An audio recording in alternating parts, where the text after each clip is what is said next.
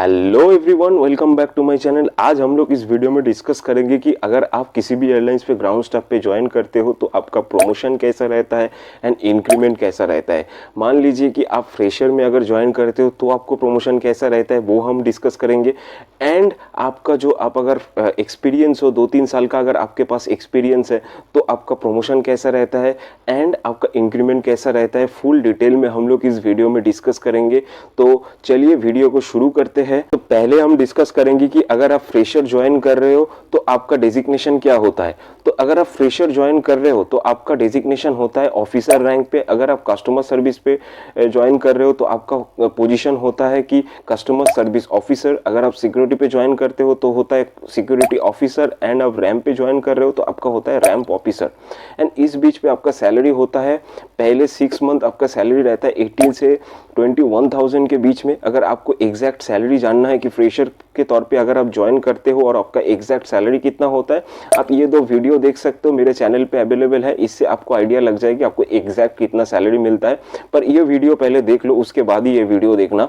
अभी आ जाते हैं कि अगर मान लीजिए 6 मंथ आपका हो गया, देन आपका सैलरी कितना इंक्रीज होता है, इंक्रीमेंट। तो आपका इंक्रीमेंट होता है 1600 से 1700 के बीच में। आपका डेजिग्नेशन इसके बीच में सेम ही रहता है और आपका जो फर्दर प्रमोशन रहता है वो होता है एग्जीक्यूटिव में। अगर आप इस कंपनी में किसी भी एयरलाइन पे काम कर रहे हो, उस कंपनी में अगर आप 1 ईयर 8 मंथ्स कंप्लीट कर लेते हो तो उसके बाद में आपको एग्जीक्यूटिव के तौर में प्रमोट किया जाता है। और एग्जीक्यूटिव के तौर में जब आपको प्रमोट किया जाता है तो उसके बाद आपका सैलरी भी थोड़ा इंक्रीमेंट होता है। सैलरी में आपका कितना आ जाता है, तभी 25 से 30 हज़ार के बीच में आपका सैलरी आ जाता है। तब भी वीडियो पे आगे बढ़ने से पहले मैं बताना चाहूँगा, मैं वीडियोस बनाता हूँ एविएशन एंड इंटरव्यू रिलेटेड। आपको अगर ऐसा वीडियोस देखना पसंद है, इस चैनल को सब्सक्राइब कर लेना। और मेरे को आप इंस्टाग्राम पे भी फॉलो कर सकते हो। आपका अगर कुछ भी क्वायरीज है आप मेरे को इंस्टाग्राम पे भी डीएम कर सकते हो, या तो इस वीडियो के कॉमेंट पे भी आप मेरे को पूछ सकते हो। तो चलिए हम लोग टॉपिक पे वापस आ जाते हैं। अभी आप एग्जीक्यूटिव बन गए तो एग्जीक्यूटिव के तौर पे आपको 2-3 साल काम करने के बाद अगर आप अच्छे से डेडिकेटेडली काम करते हो, हार्डवर्क करते हो, सबके नज़र में आते हो, तो आपको सीनियर एग्जीक्यूटिव प्रमोशन दिया जाता है। तो सीनियर एग्जीक्यूटिव जब आप बन जाते हो तो तभी उस टाइम पे आपका सैलरी रेंजेस रहता है कि 30 से 35,000 के बीच में। पर उसके लिए आपको हार्डवर्क करना पड़ेगा, सबके नज़र में आना पड़ेगा सीनियर एग्जीक्यूटिव 3 साल में बनने के लिए।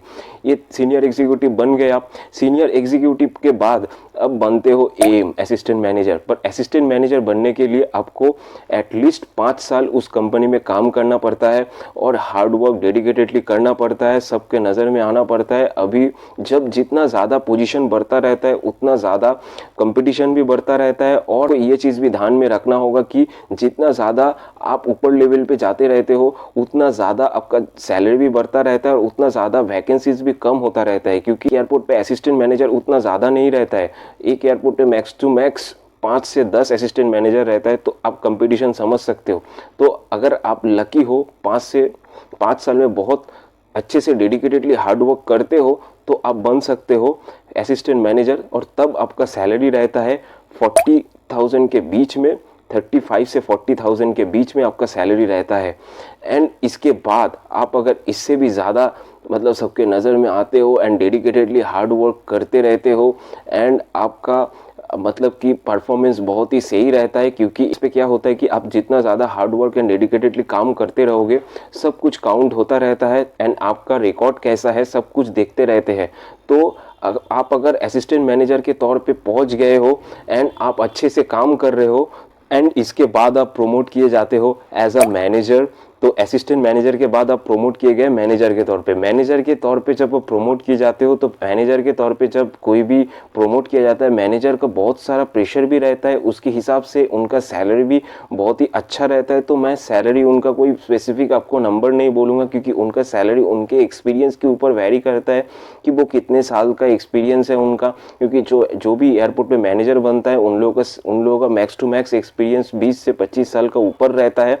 आप अंदाज़ा लगा सकते हो तो उन लोगों का सैलरी कितना हो सकता है। पर एज एन फिगर मैं आपको अगर बोलूँ 40,000 के ऊपर ही रहता है, 1 लाख के बीच में रहता है।